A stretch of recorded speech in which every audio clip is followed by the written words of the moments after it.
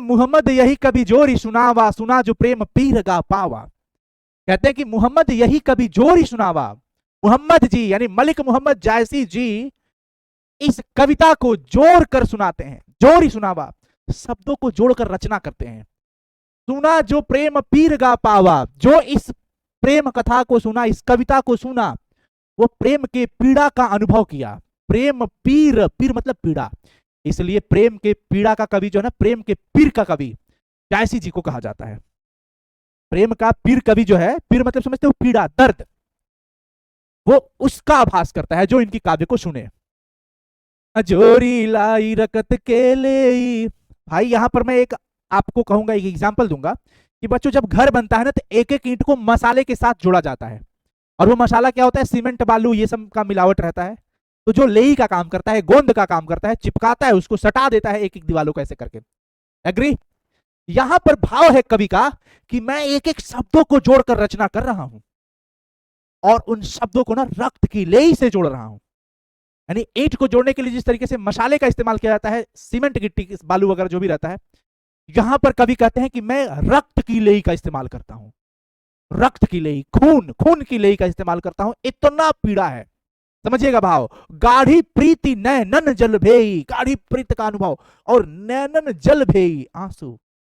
भाव समझिए, औ मन जानी कवित यशकीन्हा, मकु यह रह ये जगत मह चीन्हा।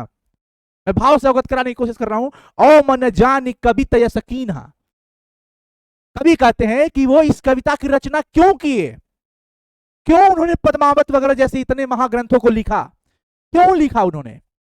औ मन जानी कवित यशकीन्हा, और उनका मन क्या जानता है, क्यों, किस बात को लेकर के वो इसकी रचना करते हैं। तो उत्तर है कि मकु यह रहे जगत मह चीन्हा, मैं इसीलिए इस काव्य की रचना कर रहा हूं कि मेरे इस संसार में मकु यह रहे जगत मह चीन्हा, जगत में मेरा कोई चिन्ह रहे। जब भी कोई व्यक्ति इस काव्य को पढ़ेगा तो मुझे जरूर याद करेगा, जरूर याद करेगा। कहां सो रतन सेनी असराजा, कहां रहे वो रतन सेन असराजा, कहां रहे, नहीं रहे रतन सेन असराजा। कहां सुआ ऐसी बुद्धि उपराजा, वो सुगा तोता जो बड़ा बुद्धिमान था वो कहां रहा, वो भी नहीं रहा, वो भी मर गया, ये भी मर गए। कहां अलाउद्दीन सुल्तानू, वो अलाउद्दीन सुल्तान कहां रहा, जो पद्मावत में आपने देखा भी होगा अगर, कहां रहा वो। कह राघव जे किन्न बखानू, कहां है वो राघव जो बड़ा बखानी था, कहां है, कोई नहीं है।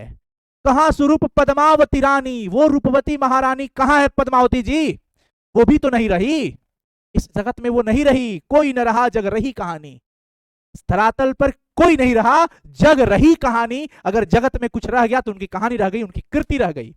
और कृति किस तरीके से, आप देख लीजिए बच्चों, धनी सो पुरखु जस कीरति जासु, फूल मरे पे मरे न बासु। धनी सो पुरखु जस कीरति जासु, कृति ही सब कुछ है, धन्य है वो पुरुष जो कृतिमान है। भाव समझिए, जिसकी कृति है, फूल मरे पे मरे न बासु, उसकी कृति इस प्रकार से जागृत है, जीवित है इस धरती पर, जैसे पुष्प भले ही मुरझा जाए लेकिन सुगंध हमेशा उसका व्याप्त रहता है। पुष्प भले ही मुरझा जाए बच्चों लेकिन उसका सुगंध व्याप्त रहता है, उसी प्रकार इंसान भले ही मृत हो जाता है उसका शरीर, लेकिन उसकी कृति जीवित रहती है। आपके दादाजी शायद होंगे अथवा किसी की दादाजी नहीं होंगे, लेकिन आपके घर परिवार में दादाजी की चर्चाएं चलती थी, चलती होंगी।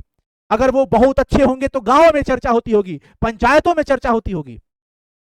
आप राष्ट्रीय स्तर पर, अंतरराष्ट्रीय स्तर पर बहुत ऐसे लोगों की हिस्ट्री पढ़ते हैं, इतिहास पढ़ते हैं, उनका जीवनी पढ़ते हैं, वो लोग हैं नहीं, लेकिन उनकी कृति को आप पढ़ रहे हैं, आप उनके द्वारा किए गए कर्मों को, रचनाओं को, उनकी जीवनी को आप पढ़ रहे हैं। तो धनी सो पुरखु जस कीरति जासु, फूल मरे पे मरे न बासु। पुष्प भले ही मुरझा जाए पर मरे न बासु, उसका जो बास है, सुगंध है, वो नहीं मृत होता है। इसलिए आप अच्छे कर्म करिए, अच्छे कर्म करिए। ईश्वर ने बहुत बहुत आपको सौभाग्यशाली बनाया कि आपको मानव का तन प्राप्त हुआ है।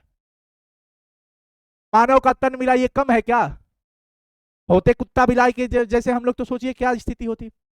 मानव का तन मिला, ये कम है भाई मेरे। डिपेंड करता है कि आपका पालन पोषण कैसा, आपका संस्कार कैसा मिला है। तो भाई जितना हो सके अच्छे कर्म करना, सत्य की राह पर चलना, परोपकार करना सीखना। अगर आज 2 पैसे का तकलीफ देख रहे हो, कल ईश्वर तुम्हें 10 पैसे दे देना, तो अगर किसी को 2 पैसे की जरूरत पड़े तो जरूर मदद करना। कलेजे में ताकत रखना कि जिस परिस्थिति से आज गुजर रहे हो, अगर वैसी परिस्थिति में कोई परिवार तुमसे हेल्प मांगे तो जरूर खड़े होना। एक बात याद रखना कि इस यहां पर कुछ भी नहीं रहने वाला है। जो आप पैसा बोल रहे हो ना आपका कमाया हुआ, वो भी आपका नहीं है। शरीर के साथ एक मोजा तक नहीं जाता है। बस अगर आप उस परिवार के चेहरे पे खुशी लाते हैं, अगर आप सक्षम है आर्थिक रूप से तो जरूर करिए, नहीं है तो मानसिक रूप से उसके साथ रहिए, शारीरिक रूप से उसके साथ रहिए, पर उसके साथ जरूर रहिए। ये बहुत मैटर करता है, बहुत मैटर करता है। समझ गए साथियों? तो ये समझ गए, कई न जगत जैसे बेचा कई न लीन है जैसे मोल। अरे यश को कीना बेचा जाता है क्या? नहीं, ये तो कीर्ति है, ये कर्मों से कमाया जा सकता है, ना तो इसे खरीदा जा सकता है ना इसे बेचा जा सकता है। जो यह पढ़े कहानी हम शबरई दुई बोल, कहते हैं कवि की बस हमारी यही हार्दिक इच्छा है, तमन्ना है कि जो इस कहानी को पढ़ेगा, कविता को पढ़ेगा, हमारे ग्रंथों को पढ़ेगा, दो शब्दों में हमें कुछ हमारा नाम लेगा, याद करेगा, यही हमारे लिए काफी है। प्यारे साथियों, आप सभी के लिए ये चैप्टर काफी शानदार और काफी मोटिवेटेड रहा। मैं आशा करता हूं कि जिस भावना के साथ हम प्रेजेंट हुए थे खड़बक चैप्टर लेकर मलिक मोहम्मद जायसी जी की रचना, आप सबके सामने मजा आया होगा। मुझे बहुत मजा आया। मैं जब कभी थोड़ा बहुत डिमोटिवेट होता हूं, इस पंक्ति को एक बार याद कर लेता हूं, मजा आ जाता है। चलो मिलते हैं फिर अगले क्लास में, तब तक के लिए बहुत शुक्रिया। इसका क्वेश्चन आंसर और ऑब्जेक्टिव क्वेश्चन जल्दी अपडेट हो जाएगा। बाय, टेक केयर बच्चों, love you all, good night, love you बच्चों।